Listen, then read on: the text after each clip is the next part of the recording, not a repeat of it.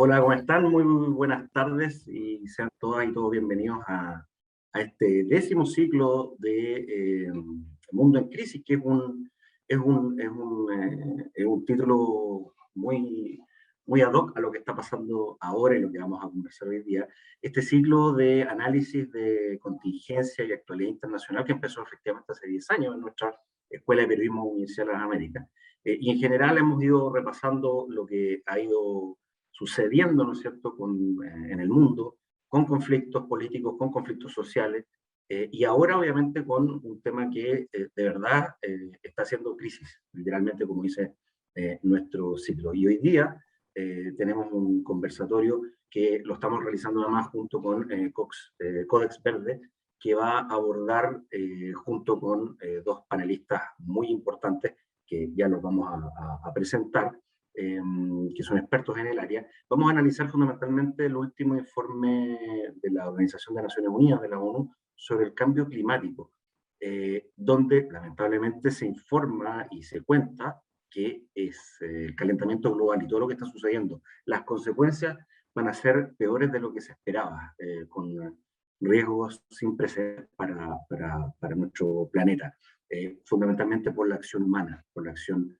de nosotros, y eso nos atañe directamente. Este reporte, además, reveló que Chile es uno de los países más afectados del planeta, con 97 referencias en este informe, 34 de ellas en directa relación con fenómenos climáticos que estamos enfrentando como país. Por ejemplo, los eventos de sequía en el centro del país, que subirán de 1 a 5 cada 100 años, nosotros podemos verlo, ya no es algo teórico. Las casas de nieve en la cordillera, por ejemplo, algo que va a continuar. Los incendios forestales, que no están sucediendo solo en Chile, en el mundo, en fin. Hay una serie de circunstancias que ya no son teoría, ya no es a futuro, sino que es ahora. Por ejemplo, también el tema de las tormentas que se van a desplazar hacia el sur, en fin. Hay una serie de temas que, reitero, nos están sucediendo ahora, y nosotros obviamente como Escuela de Periodismo y Facultad de Comunicaciones y Arte tenemos que estar presentes en estos temas que son muy importantes. Agradecerle, por supuesto, a Paulina Aldunce y a Marcelo Mena, que ya nos va a presentar. Claudia Enríquez, que va a estar conduciendo este conversatorio, coordinadora de vinculación con el medio de nuestra Facultad de Comunicaciones y Arte, académica de nuestra Facultad de Comunicaciones y Arte, y también Waldo Lobo, que es periodista también, director de Codex Verde, que es un medio especializado en temas ambientales, de desarrollo sustentable, enfocado fundamentalmente en Chile. Así que tenemos un panel de excelencia, dos conductores que van a estar ahí preguntando, conversando sobre este tema. Agradecer a nuestros alumnos que están presentes, profesores, autoridades también, y a gente externa también que se ha inscrito en este conversatorio, este encuentro, que creo que nos va a hacer tener mucha más, no solamente información, sino que la información también nos lleva a tener conciencia de lo que está pasando. Así que dejo con ustedes a Claudia Enrique y a Waldo Lobos, que van a ser los presentadores, los conductores, y agradecer nuevamente a Paulina y a Marcelo por la asistencia a este importante encuentro. Muchas gracias, Ignacio. Buenas tardes y muy bienvenidos a nuestros invitados. Me acompañará hoy en este conversatorio el periodista Waldo Lobos, quien es el director de Codex Verde, que es el medio de comunicación especializado en temas ambientales y de desarrollo sustentable orientado hacia noticias en Chile. Tenemos el lujo y el gusto hoy día de contar con la participación de Paulina Aldunce. Buenas tardes, Paulina. Buenas tardes, muchas gracias por la invitación. No, a ti por estar hoy día. Bueno, Paulina es ingeniera agrónoma de la Universidad de Chile, magíster en gestión y planificación ambiental de esa misma casa de estudios, y doctorada en filosofía en ciencias sociales y gestión de recursos naturales de la Universidad de Melbourne en Australia. Se desempeña como docente en el Departamento de Ciencias Ambientales y Recursos Naturales de la Facultad de Ciencias de la Universidad de Chile y es investigadora del Programa de Reducción de Riesgos y Desastres y el Centro de Ciencias del Clima y la Resiliencia de la Universidad de Chile. Además, es autora líder del Panel Intergubernamental de Cambio Climático. Y nos acompaña también hoy Marcelo Mena. ¿Cómo estás, Marcelo? Un gusto de tenerte con nosotros. Ah, estás muteado. Ah, es un clásico de... Sí, no, y más encima, sí, no, perfecto. Muchas gracias por la invitación, completamente con muchas ganas de poder conversar sobre este importante informe y también con una de las coautoras, así que muy feliz. Exactamente, pues tenemos el privilegio de tener aquí a una de las coautoras, así es que vamos a tener información y opinión de primera mano. Bueno, ustedes conocen a Marcelo Mena, él es ingeniero civil en bioquímica de la Pontificia Universidad Católica de Valparaíso, posee un máster en ciencia y doctorado en ingeniería ambiental de la Universidad de Iowa en Estados Unidos. Marcelo fue subsecretario de Medio Ambiente en el segundo gobierno de la presidenta Michelle Bachelet y posteriormente asumió dicho ministerio entre marzo del 2017 y marzo del 2018. Fue gerente de investigación y análisis en cambio climático del Banco Mundial, donde se desempeñó hasta mayo de 2019 y es director del Centro de Acción Climática de la Universidad Católica de Valparaíso y miembro del Consejo Asesor del Hidrógeno Verde del Ministerio de Energía de Chile. Gracias, Marcelo, por estar hoy con nosotros. Bueno, para comenzar entonces... vamos a empezar por las mujeres, obviamente, y preguntarle a Paulina. Este informe causó mucho revuelo a nivel internacional, pero además menciona directamente a Chile casi 100 veces. Tú has participado en estas investigaciones y el análisis, y se habla de muchos efectos para nuestro país. ¿Cuáles de estos son los que nos afectarían más inmediatamente que veríamos de alguna manera, de manera más potentes en nuestro país? Bueno, primero que todo, quiero hacer una aclaración. Yo soy autora líder del IPCC, que es la organización, ¿no es cierto?, que escribe estos reportes, pero estos reportes tienen 3 grupos de trabajo. El grupo 1, que son las ciencias del clima, el grupo 2, que es más social, que es la vulnerabilidad, impacto y adaptación, y el grupo 3, que ve mitigación, que son en el fondo reducción de gases de efecto invernadero. Y solo quería hacer el alcance, que sí, yo soy autora líder del IPCC, pero no específicamente de este reporte, sino que el reporte que continúa, que es del grupo 2, que es de impacto, vulnerabilidad, impacto y adaptación. Entonces, solo hacer ese alcance. Y con respecto, obviamente uno como autora, ¿no es cierto?, lee y está al día de los demás reportes, pero quería hacer ese alcance. Yo soy autora líder, pero de uno de los 3 reportes. Pero eres la especialista en el ámbito, así es que te manejas muy bien. Cuéntanos, ¿cuáles crees tú que serían estos efectos o los que manifiestan el informe finalmente? Bueno, Chile es un país altamente vulnerable, está definido así bajo las características para ser un país vulnerable que los define la Convención Marco de las Naciones Unidas del Cambio Climático y que en el fondo Chile posee 7 de las 9 características que definen a un país como un país vulnerable. Con respecto a cómo nos impacta, ¿no es cierto?, el cambio climático, lamentablemente nos impacta de distintas maneras. Por distintos frentes. Uno de ellos es relacionado al recurso hídrico, sin lugar a dudas, y es con una disminución de este recurso hídrico. Y así tenemos impactos observados, ¿no es cierto?, que es lo que ha pasado en el pasado hasta el día de hoy, y proyectados. Y en ambos, la sequía es uno de los impactos más importantes que se está dando en Chile. Nosotros llevamos una sequía de 10 años, casi 11, 11 en realidad, y es la sequía más severa registrada en la historia de Chile.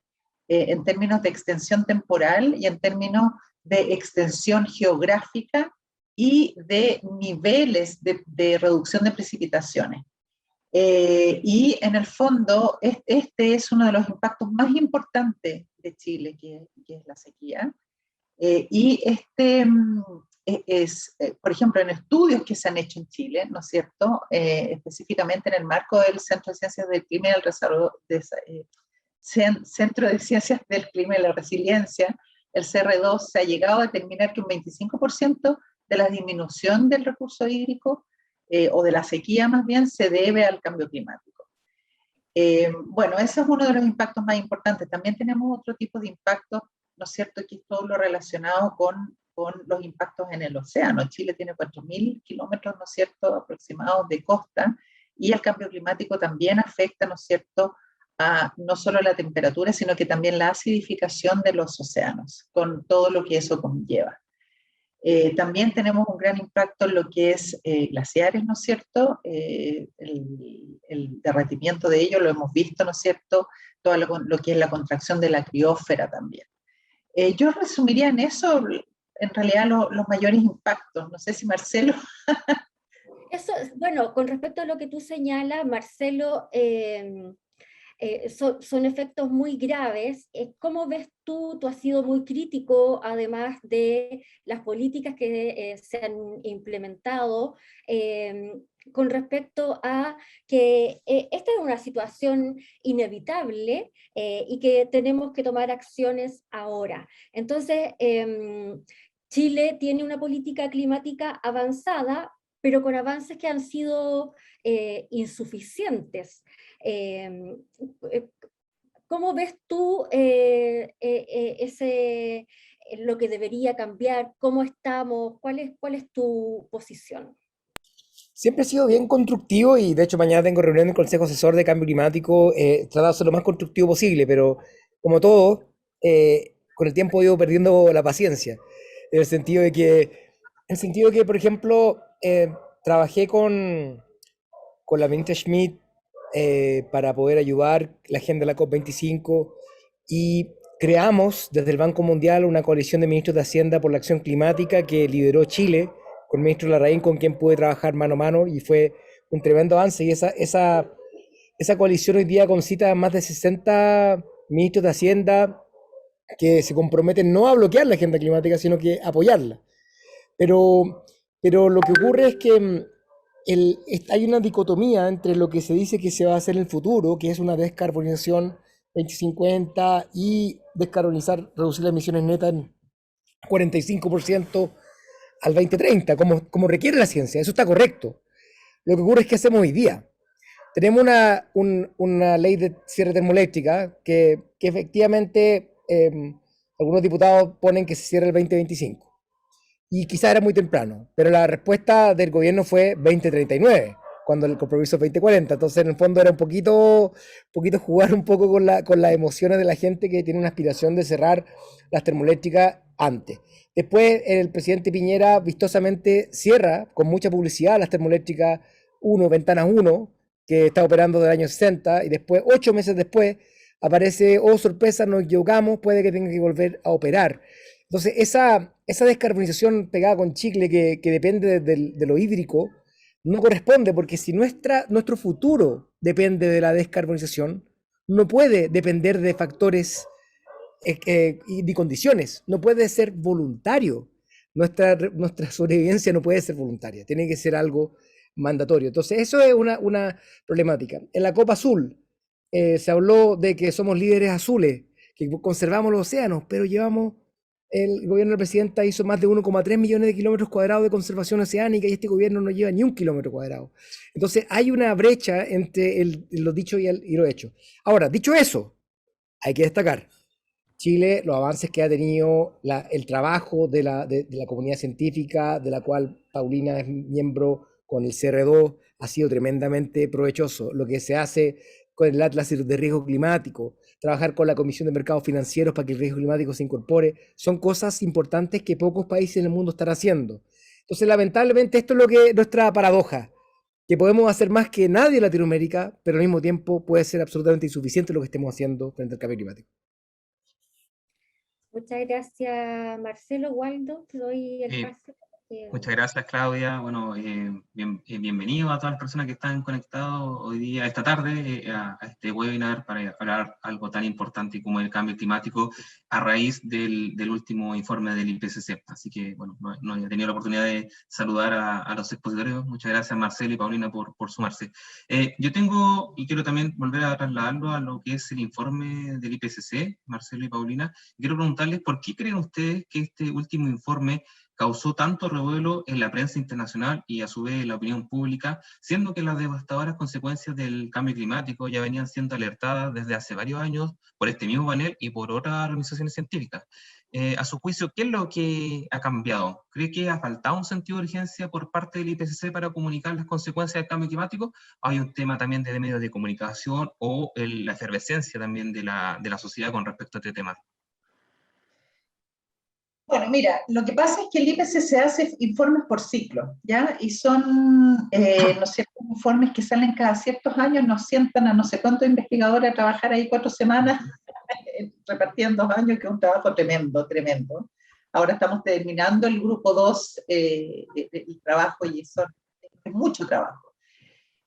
Yo creo que en el fondo, el último ciclo y las últimas publicaciones del IPCC como ciclo fueron en el 2014, entre medio han habido importantes otros reportes como el reporte de 1,5 grados, pero en el fondo hay muchas cosas que se dicen con más certezas en este informe, en el grupo 1, el reporte que recientemente fue publicado.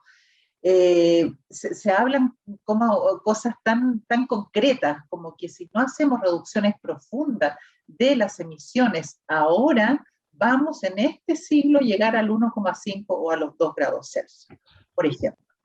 Y bueno, tú te imaginarás, ¿no es cierto? Ya llevamos como un 1,1, 1,2 de aumento de la temperatura y mira cómo estamos. Imagínate llegar a un 1,5, 1,2, es un mundo impensable, la verdad. Y como decía Marcelo, está en juego nuestra, ¿no es cierto?, sobrevivencia. También, ¿no es cierto?, se dice a ciencia cierta que este calentamiento global no tiene precedentes en 2000 años. Obviamente se insiste una vez más que este calentamiento global sin duda ha sido causado por la acción antropogénica. Y bueno, yo creo que lo más importante o una de las cosas centrales de este informe es poner sobre la mesa la urgencia. Ya estamos muy atrasados, muy atrasados. Los impactos son tremendamente severos, de gran magnitud, de mucha frecuencia, con gran incertidumbre y complejidad.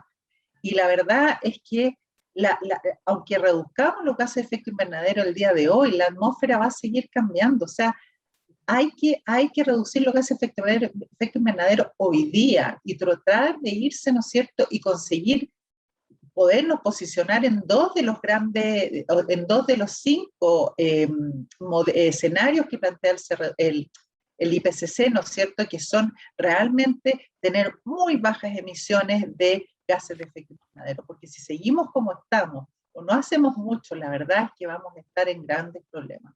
Entonces la urgencia yo creo que es uno de los mensajes más importantes, la urgencia, la magnitud, la urgencia, la magnitud de los impactos, ¿no es cierto?, y la responsabilidad como seres humanos que tenemos al respecto. Y ahí, junto con eso, hay un mensaje muy importante respecto de la transformación. No podemos seguir respondiendo con respuestas incrementales o pequeñas o graduales al cambio climático. Hoy día, la única posibilidad que tenemos para poder salir adelante del escenario en que estamos en este momento y de la gravedad de la situación del planeta es a través de la transformación, que son profundos cambios estructurales en la sociedad. Perfecto. Le hago la misma pregunta a Marcelo y también muchas gracias por la respuesta, Paulina. Y con énfasis esto, Marcelo, tú que has estado metido años, también un serio activista ambiental, después ministro, ¿tú sientes que ha cambiado igual la efervescencia o el sentir de la población con respecto a este tema y que también eso haya ayudado para que el mundo completo haya notado la urgencia de hacer algo por el cambio climático en estos últimos años? Yo creo que perdimos harto ímpetu. En la COP25, cuando iba a venir Greta, estábamos todos entusiasmadísimos de que iba a pasar algo épico y se iban a hacer grandes anuncios. Y el estallido nos volvió a la realidad. que la agenda climática está completamente desconectada con la gente y sus necesidades. Eso es verdad, porque yo estoy metido en algunos chats que se habla de cambio climático, pero no se habla nada de la Convención Constituyente, no se habla nada de los conflictos ambientales más profundos, y hay una desconexión que es real del establishment climático en cierta forma, y por tanto fue un despertar duro que tuvimos todos, me incluyo, con respecto a la agenda climática y lo que significaba. Entonces, el 2021, ¿por qué cambió? Cambió porque estaban en el hemisferio norte y les tocó los gringos. Eso pienso yo. O sea, justo coincidió con las inundaciones de Alemania, coincidió con los incendios forestales, huracanes, olas de calor. Eso fue lo que les trajo el mejor marketing que tiene el señor cambio climático, que puede que no creas en él, pero te recuerda constantemente que sí existe. Entonces, en el fondo, esos yo creo fueron los cambios fundamentales que ocurrieron. Entonces hay una desconexión, porque en cierta forma todos queremos volver a la normalidad. La normalidad en Santiago, por ejemplo, fue un empeoramiento grave de la contaminación atmosférica, que no está en cuarentena. Da cuenta que entonces estamos pensando en otras cosas en el corto plazo. Se escuchan los mismos diputados que querían cerrar las termoeléctricas, bajar el impuesto específico. Pónganse de acuerdo. El tema del sobreconsumo que hay hoy día es algo que tenemos que abordar. No puede ser que haya un pic de ventas de autos y también de autos 4x4. Para mí sería inconcebible comprarme una 4x4 con todo lo que sabemos hoy día. A menos que uno quiera poner 11 cabros chicos dentro, que quizás se justifica, pero no es la regla.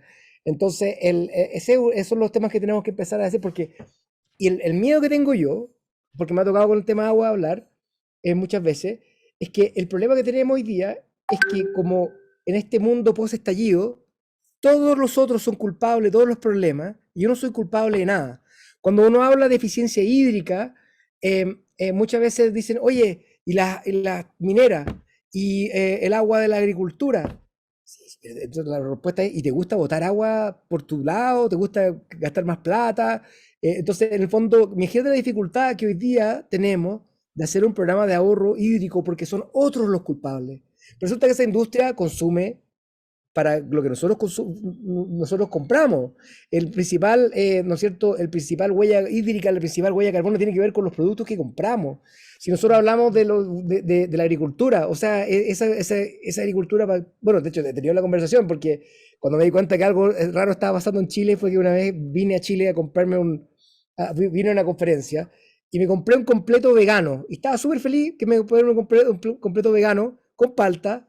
Y fue una de las fotos más polémicas que he posteado, que poco menos que era culpa mía que se estaba secando por la palta en Porca.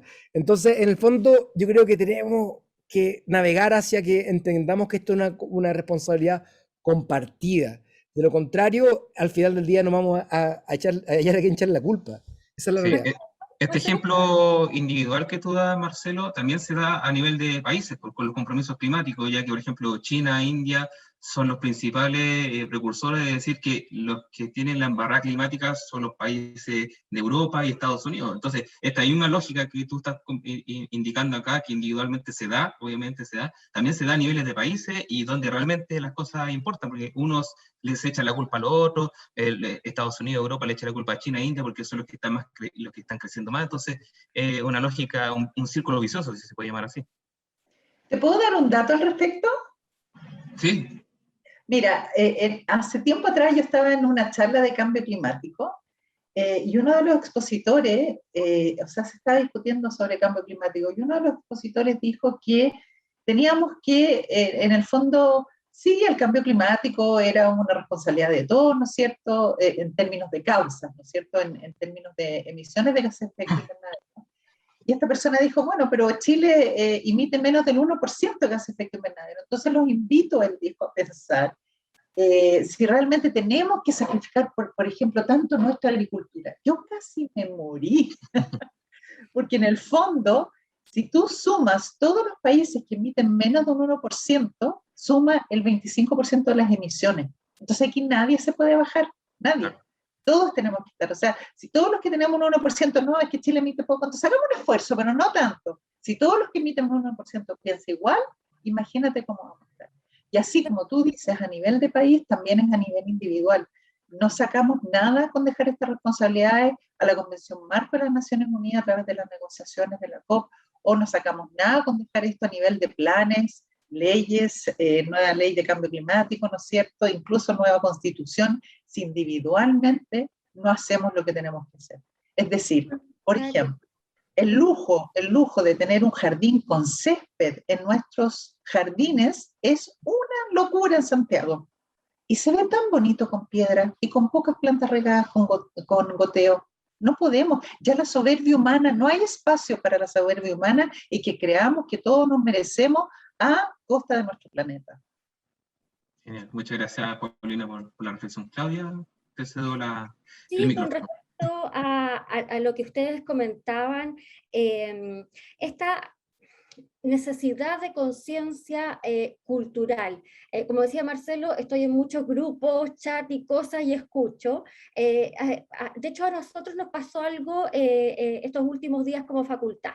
Una vez que aparece el informe de la ONU, empezamos a realizar una campaña de concientización con respecto en el fondo a la responsabilidad individual que cada uno tiene sobre estas temáticas.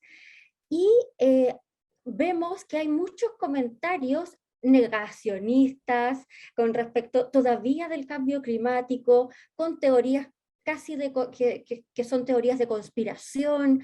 Entonces, ¿cómo avanzamos en eso? En ese cambio cultural, educacional y social que se requiere de manera muy urgente y relevante. ¿Paulina? Justo me interrumpió cosas de la actualidad cuando uno está conectado con Zoom. Justo ¿cómo se llama? Me interrumpió una de mi hija. No sé, Marcelo, si tú quieres ir primero mientras... No, ningún problema. Marcelo. Y mira, el cómo enfrentar este tema de, ya, por ejemplo, y seamos claros, hay gente que todavía cree que la Tierra es plana, y hay gente que piensa que las vacunas no funcionan, y que las mascarillas tampoco funcionan, y lamentablemente tienden a ser la misma gente. Entonces, en el fondo no hay mucho que conversar con los más negacionistas, pero los que son los argumentos un poco más perniciosos hay que enfrentarlos. Por ejemplo, en Chile no tenemos grandes detractores públicos de la acción climática, y a tal punto que tenemos que importar a un señor que se llama Björn Lomborg, que es un charlatán, yo lo conozco personalmente, y que en el fondo hace algo igualmente efectivo. Son cosas así como que no vale la pena o no es tanto el problema. Y como dice James Hansen, que era de NASA GIS, que es uno de mis gurúes, dice, o sea, si tú reconoces que el cambio climático existe, pero no haces todo lo posible para evitarlo, eres tan negacionista como el que niega que existe. Esa es la realidad. O sea, en la práctica da lo mismo entre medio. Entonces, yo creo que hay que enfrentarlo, conversarle. Yo tengo siempre mis tweets listos. Cuando aparece un negacionista, lo enfrento rápidamente. Hay un señor en YouTube que apareció con unos videos y lo ataqué un par de veces, así a su chat, y desapareció, nunca más posteó nada. Tiene los mismos argumentos que son importados de Heartland Institute, que dice que el CO2 es bueno para la vida, que más CO2 mejora la captura de la agricultura, y un montón de cosas que son mentiras desacreditadas.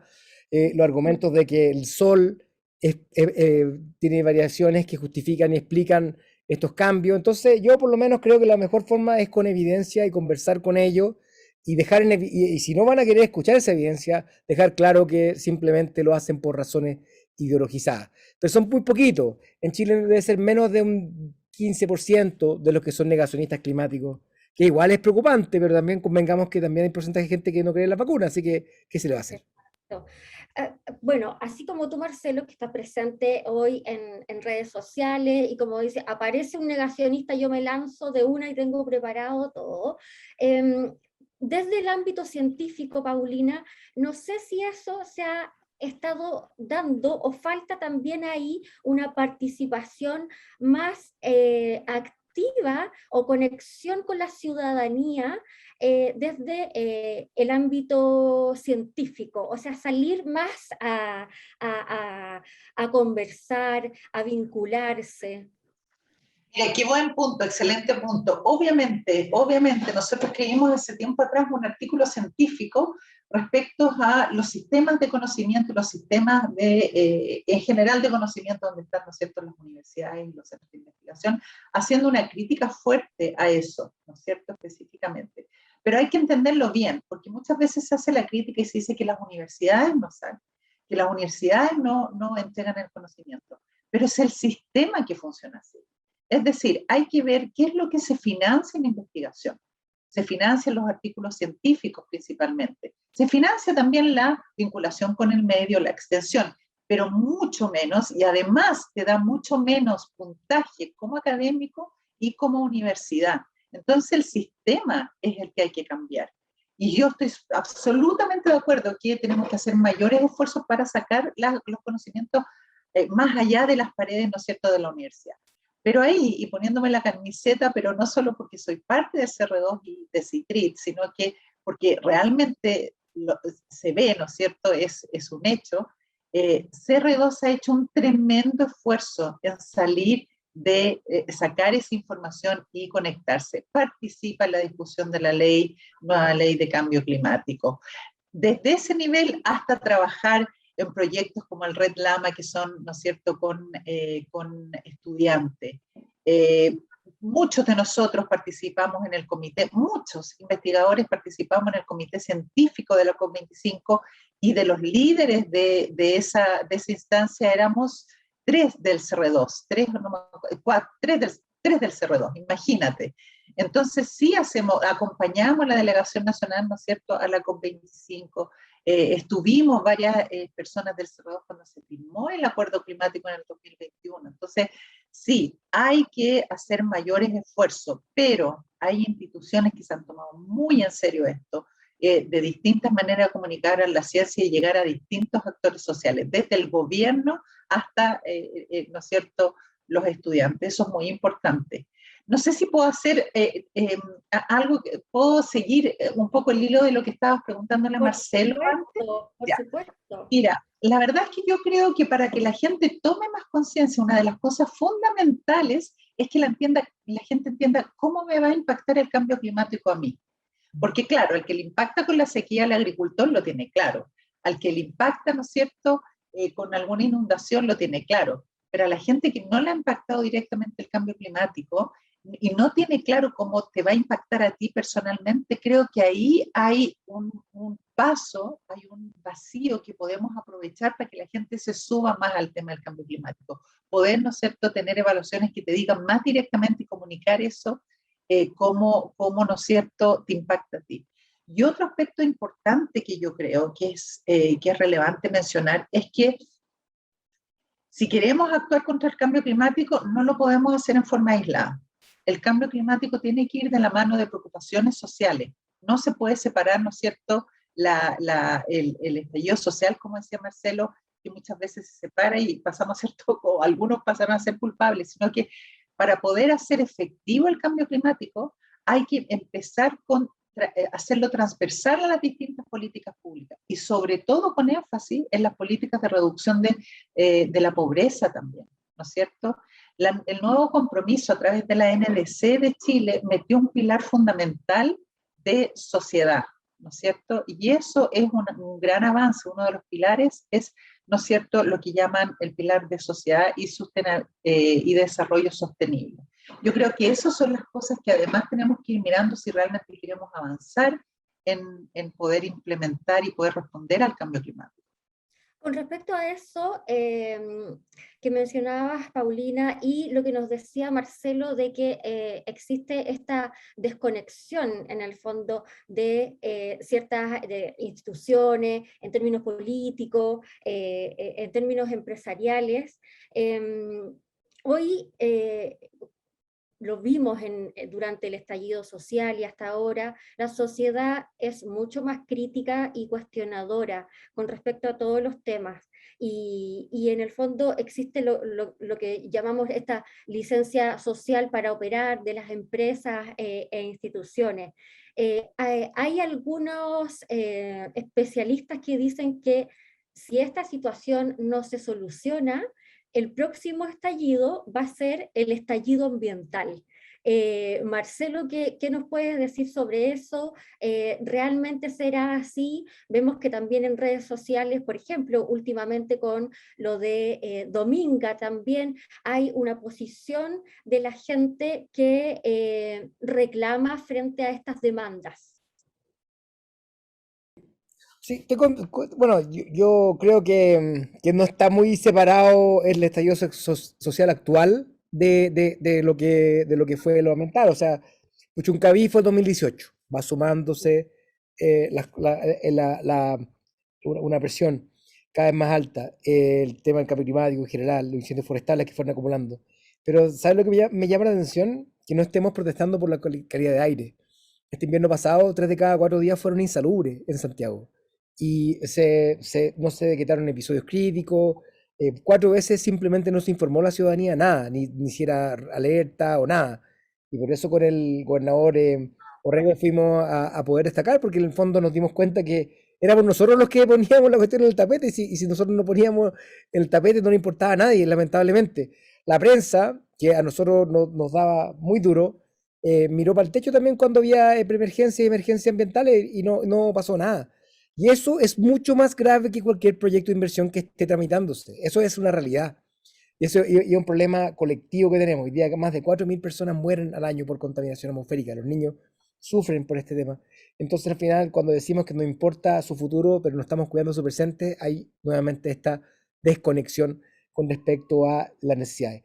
Dicho eso, yo creo que se va a poner cada vez más difícil este planeta y por lo tanto hay que empezar a invertir en lo que yo he ido aprendiendo de gente como Paulina, en adaptación al cambio climático, un trabajo comunitario, local, desde las bases, no desde arriba. Mira, todos los planes de adaptación, me tocó aprobar como 8 de ellos, son todos top-down, de arriba para abajo, pero en realidad hay que entregar las herramientas a los gobiernos locales. Sin una descentralización, no va a haber una verdadera adaptación. Si hoy día 10% del presupuesto nacional lo manejan los gobiernos locales, 90% centralizado, y ahora le damos a los gobernadores, que son electos con gran mayoría, solamente un 10% más, con 80% del presupuesto, ¿no es cierto?, bien ejecutado por el gobierno central, con un delegado presidencial, una figura ya obsoleta, presidiendo una comisión de evaluación de lo que ocurre en el territorio, cuando está mirando por internet el gobernador electo. Mañana voy a un COREC, Consejo Regional de Cambio Climático. Se creó con la figura que sea presidido por el intendente. Pero no tiene sentido que sea el delegado presidencial el que lo preside a esta altura. O por lo menos inviten al gobernador regional, que es el que tiene algunos intereses con respecto a eso de la mirada a más largo plazo. Y por supuesto, un país no va a ser más resiliente sin una descentralización tributaria y administrativa. Tenemos que darle a los territorios el financiamiento que necesitan para hacerse más resilientes. Waldo, te dejo la palabra. Perdón, que me meta, tal vez me estoy saliendo del esquema de la entrevista al meterme de... Adelante, Paulina. Sí, queremos escucharlos. O sea, adelante, Paulina, después hago la pregunta que tengo. Ya, no, lo que pasa es que ahí hay un tema muy importante. Mucha gente separó el tema del estallido social de los temas ambientales. Y yo creo que, bueno, una de las bases, ¿no es cierto?, del estallido social era la inequidad. Pero esa inequidad no pasaba solamente por un tema de inequidad en cuanto al recurso económico, sino que también pasaba por una inequidad relacionada a los temas ambientales. ¿Quiénes son los que reciben los mayores impactos? Los impactos discriminan. Los impactos de los desastres naturales, los impactos del cambio climático discriminan. Nos afectan a todos, pero afectan a algunos más que a otros. También hay una equidad en la capacidad de adaptación de las poblaciones. También hay una equidad en el acceso de la población a las áreas verdes. Entonces, en el fondo, mucha gente tendió a separar el estallido social, ¿no es cierto?, del cambio climático o de otros impactos ambientales, pero están muy relacionados, muy relacionados. Yo creo que el cambio climático discrimina. Y claro, obviamente ahora se están viendo un récord de muertes en las inundaciones de Alemania, por ejemplo, los incendios, que no se habían visto en los países desarrollados. Pero en reportes que nosotros hemos hecho en el IPCC, se sabe que los impactos, por ejemplo, de los desastres de origen natural afectan, o sea, más o menos el 70-80% de las muertes se encuentran en los países con menos recursos. Los países con más recursos tienen más impacto económico. Entonces hay una discriminación, o sea, realmente ese tipo de, el cambio climático, los desastres naturales, también discriminan y inequidad. Entonces yo creo que mucho de lo que de lo que motivó a la gente a llegar al estallido social es una inequidad generalizada, pero a través de muchos ámbitos y muchos aspectos, de los cuales el ambiente y el cambio climático es uno de ellos, sin lugar a dudas. Bueno, y en ese contexto, ya que estamos hablando más que nada de las problemáticas sociales, socioambientales que tiene nuestro país, les pregunto a ambos, sin importar el color o la tendencia política, según su experiencia internacional y en gestión pública, ¿cuál es la estrategia que debería establecer el próximo gobierno para que el país pueda adaptarse y mitigar los efectos del cambio climático? Por ejemplo, hay un par o varias leyes que están en el Congreso o que no han podido avanzar, como por ejemplo la ley de glaciares, la ley de costa, la ley marco del cambio climático. Para usted, ¿cuál es la estrategia y dentro de estas leyes que nombré, o si tienen otra propuesta, cuáles son las que deberían ver la luz en el próximo gobierno, sin importar el color político que sea este? Marcelo. Sí, no voy a hacer proselitismo, así que el que quiera saber dónde viene el proselitismo puede googlear. Pero comentar, sí, de que impuestos verdes. Yo me demoré como 2 años para darme cuenta, en realidad, que algo que era importante darme cuenta. La descarbonización actual se calcula, se estima, se ven los efectos sin haber siquiera considerado la herramienta que el FMI, la OCDE y el Banco Mundial reconocen como la más efectiva, que es internalizar los costos de la contaminación en la economía a través de impuestos verdes. Nosotros tenemos un valor de $5 por tonelada, asignado en 2014 en una ley que está vigente. Sin embargo, a 7 años de su incorporación en plena crisis climática, con déficit fiscal, no hemos sido capaces de poder subir este impuesto verde, que, de acuerdo a Kristalina Georgieva, que es la jefa del FMI, que fue mi jefa en el Banco Mundial, dice que son impuestos que crean empleo, actividad económica, que permiten dar una señal al mercado para que las renovables fructifiquen. Y eso es una realidad que no hemos querido abordar, probablemente la más subestimada.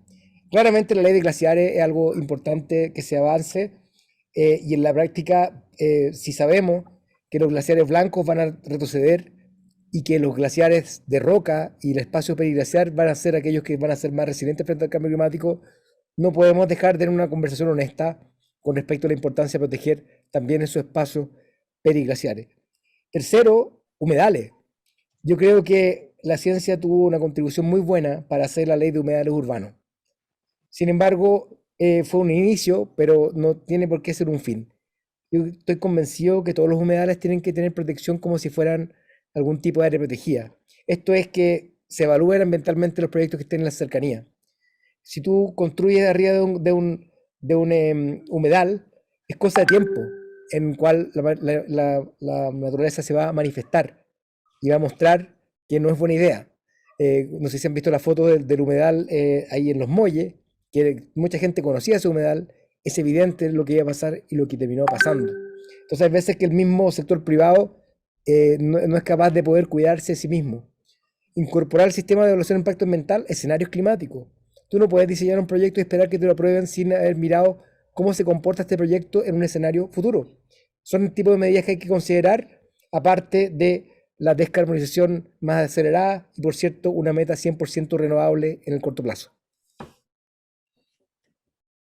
Gracias, Marcelo. ¿Waldo?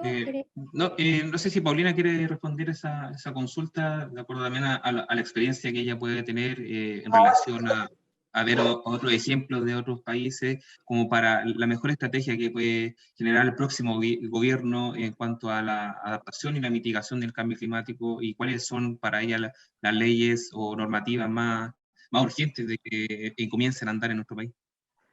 Bueno, la verdad es que Marcelo ha estado en el gobierno, ¿no es cierto? Ha estado, bueno, exministro de Medio Ambiente, Entonces, poco y nada podría yo más contribuir a lo que él dijo, pero sí una sola cosa. Yo creo que, y aquí vuelvo también a algo que dijo Marcelo, si no se incorpora a la comunidad de una manera significativa, ¿no es cierto? La participación, hay un término que se usa que es la participación manipulativa, que es, ¿no es cierto?, por ejemplo, cuando se diseñan planes o algunas normativas y se le pregunta en el último momento a la población, cuando ya está todo cerrado, todo diseñado, eso es una participación manipulativa. Yo creo que Chile ha avanzado en eso. Chile ha avanzado mucho en términos, por lo menos, de cambio climático, lo que son los planes, y los últimos planes se han realizado incorporando desde el principio a la población con viajes, ¿no es cierto?, a las regiones de las personas que trabajan en la Oficina de Cambio Climático para generar estos planes, etcétera. Pero yo creo que todavía falta muchísima más participación. Yo creo que ahí todavía estamos al debe, el nivel local, los gobiernos regionales, las distintas instituciones a nivel local y la población, es algo que estamos al debe en Chile y yo me atrevería a decir también en el mundo. Y la verdad es que es muy importante incorporar, ¿no es cierto?, en lo que es generación de políticas públicas y el ciclo completo de la política pública, hasta la implementación y su evaluación a la población, porque la verdad es que de esa manera, por ejemplo, si tú lo incorporas desde el principio, puedes hacer planes que son mucho más efectivos, porque son la misma gente la que sabe lo que resulta o no resulta. Sobre todo, una cosa, aquí hay sí, es una cosa importante. Los planes de adaptación en Chile son a nivel nacional, son sectoriales, pero nacional, ¿no es cierto? Y también tenemos plan de adaptación nacional. Pero hace falta una bajada al territorio, sin lugar a duda, porque el contexto es muy importante en lo que se refiere tanto a los impactos como a la respuesta al cambio climático. Y ahí también se está haciendo un esfuerzo porque se están, ¿no es cierto?, desarrollando y diseñando planes a nivel regional. Y también hay un esfuerzo de una ONG, ¿no es cierto?, que se llama ADAPT Chile, que participa en la red de municipios ante el cambio climático. Pero son, o sea, con la cantidad de municipios que tenemos, son muy pocos los que participan. Entonces, dentro de lo que es la política pública, algo que hace falta es más participación de la ciudadanía. Porque, entre otras cosas, cuando la ciudadanía dice y tiene opinión y dice algo, después es más difícil que se haga la ley. O sea, si yo vi tal idea, ¿no es cierto?, o en mi comunidad discutimos y dimos tal idea, después no es tan fácil como decir, no, eso yo no lo voy a implementar porque no tiene nada que ver con mi realidad. ¿Te fijas? Entonces es muy importante, y yo creo que las políticas públicas hace falta un poco más de diseño participativo. Tomando en cuenta eso, Paulina, tú nos decías, Chile ha avanzado en cambio climático. Cuando empezamos a conversar con Marcelo, tú nos decías, Chile tiene todas las herramientas y no las voluntades. Entonces llegamos finalmente al tema de las decisiones políticas, de la política pública, donde pareciera entonces que finalmente la aguja no se está moviendo por ese lado.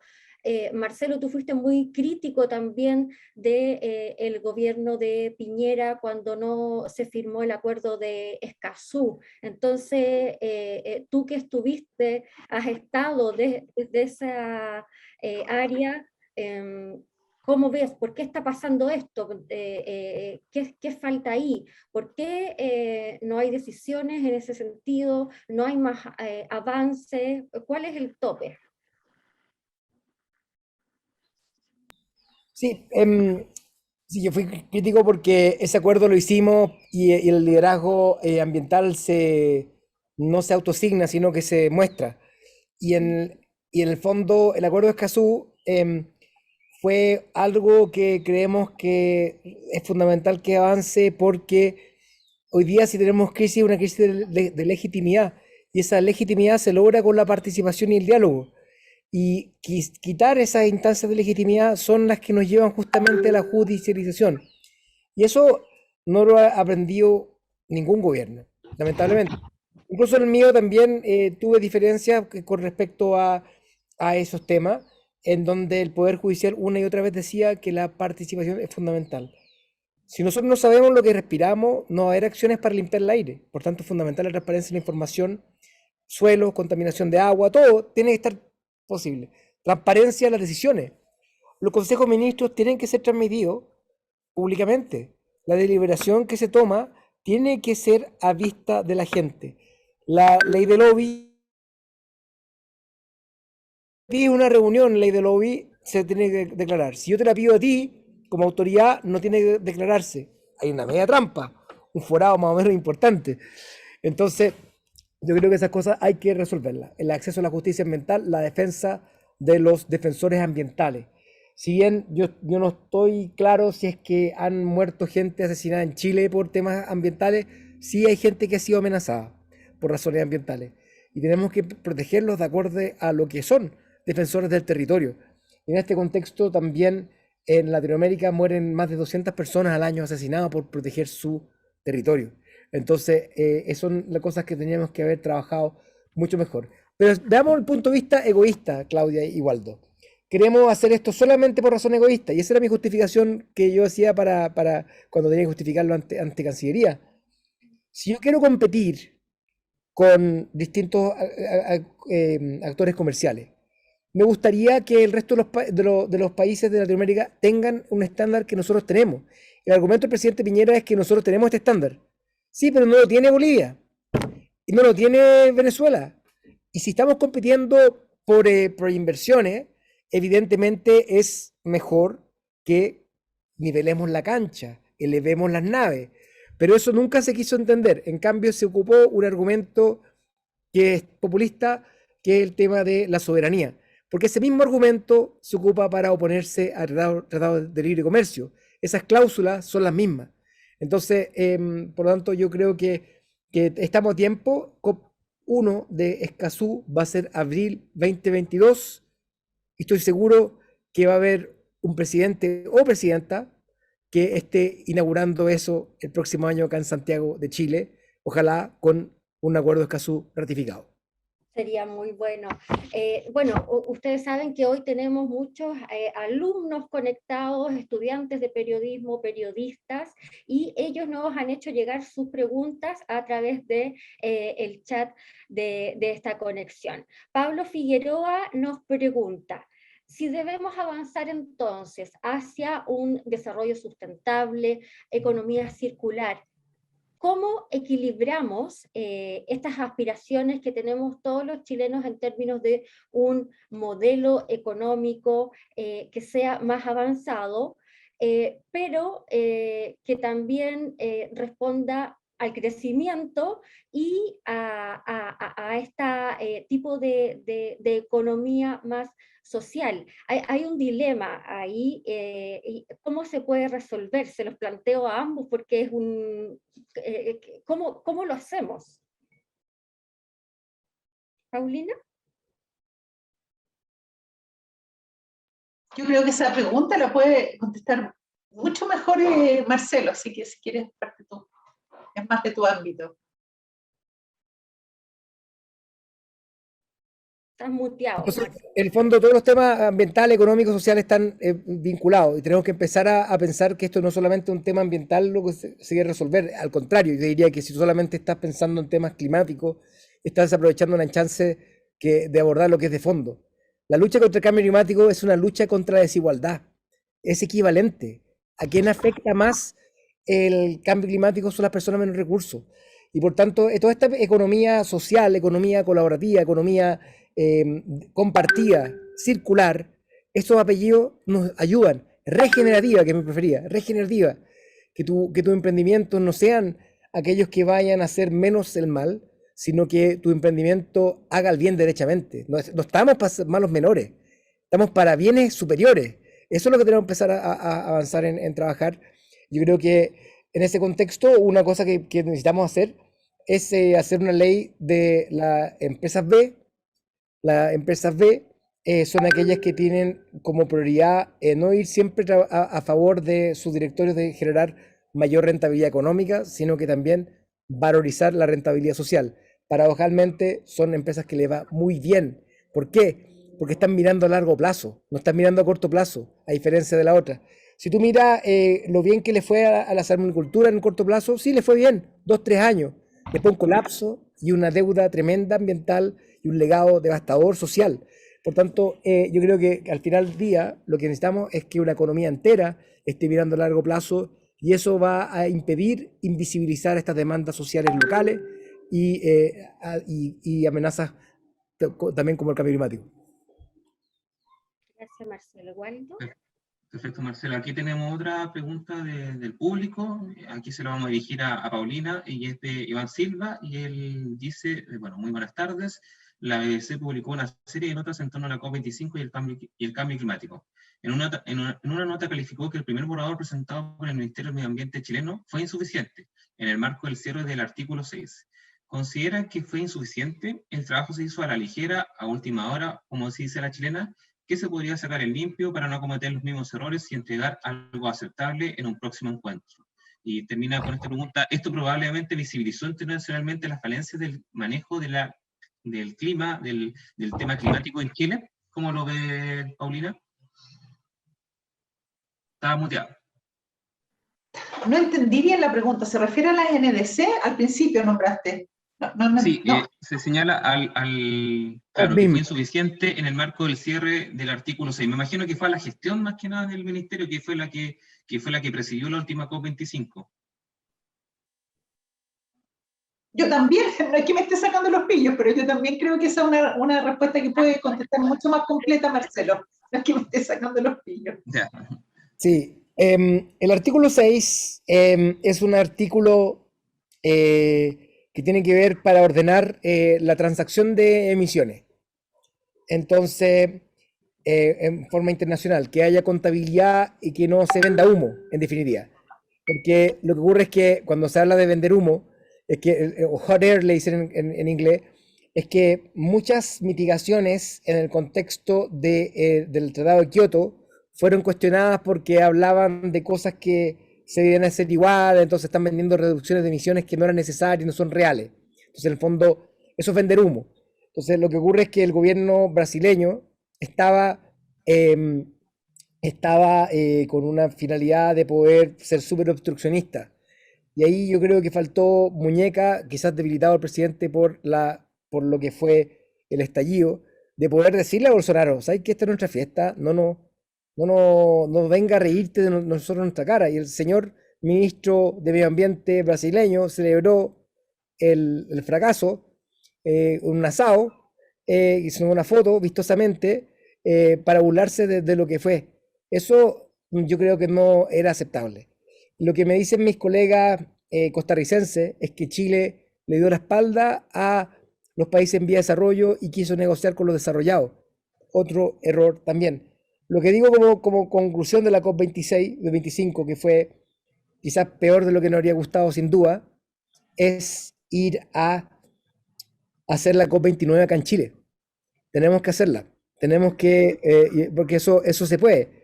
Algunos dicen, no se puede. Polonia organizó 3 COP en 12 años. No me diga que no se puede, que Chile puede hacer una segunda para poder realmente resolver y ponernos al día, porque la práctica yo creo que fue un retroceso. Pero no puedes pedir a tus amigos que abandonaste en el acuerdo de Escazú que te acompañen en una COP25. Quizás el problema, y lo que decía, el liderazgo ambiental se merece, no se autodesigna. Perfecto. Muchas gracias, Marcelo. Gracias, Marcelo. Sí, bueno, estamos ya cerrando nuestro conversatorio. Sé que tienen ambos muchos compromisos y actividades. Y en el fondo, este es un tema que da para mucho, que nos interesa, sobre todo a nuestro público que es joven, que son periodistas que necesitan contar con esta información de primera mano y poder realizar el análisis respectivo para poder informar adecuadamente. Así es que sé que tenemos que cerrar porque tienen compromisos, pero nos gustaría dejar los invitados desde ya para una próxima oportunidad porque nos quedaron muchas preguntas, hay mucho interés en este tema de nuestros estudiantes y les agradecemos hoy que se hayan dado el tiempo para compartir con nosotros y analizar los temas que hoy tanto nos están afectando además y ver opciones de cómo podemos aportar desde la academia también, de la extensión y la comunicación, es nuestra responsabilidad también aportar a eso. Así es que muchas gracias, Paulina, un gusto que hoy día puedas haber estado con nosotros, y Marcelo también por tu visión crítica y el aporte de opinión que nos has realizado hoy. Constructiva. Muchas gracias. Gracias por la invitación, cuando quieran. Muchas gracias. Sí. Bueno, muchas gracias también a nombre... Sí. Hace unos días, la ONU informó que el cambio climático ha alcanzado niveles sin precedentes, algo que traerá profundas consecuencias para la humanidad. Las proyecciones indican que en las próximas décadas la temperatura seguirá aumentando en todo el mundo. El tema es crítico. Si existe un aumento de 1,5 grados centígrados, esto provocará un aumento de las olas de calor, se alargarán las estaciones cálidas y se acortarán las frías, lo que provocará graves trastornos para nuestra vida. Mientras que con un alza global de 2 grados centígrados, los episodios de calor extremo alcanzarán umbrales de tolerancia críticos para la agricultura y la salud de las personas. Construir un futuro mejor es responsabilidad de todos.